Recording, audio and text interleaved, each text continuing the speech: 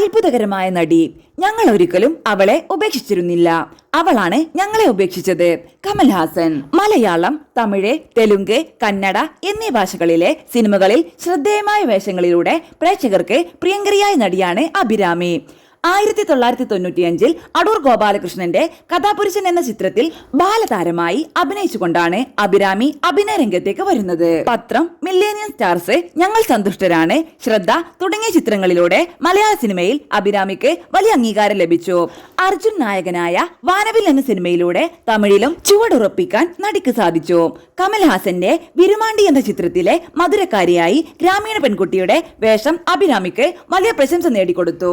ഇപ്പോൾ അഭിരാമിയെ കുറിച്ച് സംസാരിക്കുകയാണ് കമൽഹാസൻ. ഇരുവരും ഒരിടവേളയ്ക്ക് ശേഷം ഒന്നിക്കുന്ന ചിത്രമാണ് മണിരത്നത്തിന്റെ സംവിധാനത്തിലെത്തുന്ന തങ് ലൈഫ്. അത്ഭുതകരമായ നടിയാണ് അഭിരാമിയെന്ന് കമൽഹാസൻ പറയുന്നു.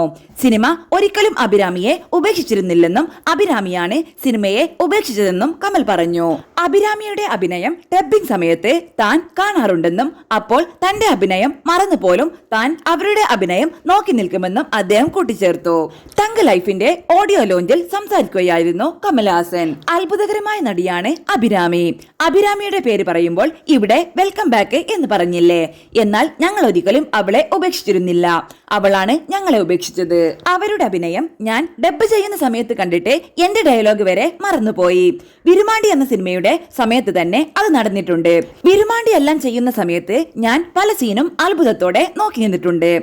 കമൽഹാസൻ പറയുന്നു.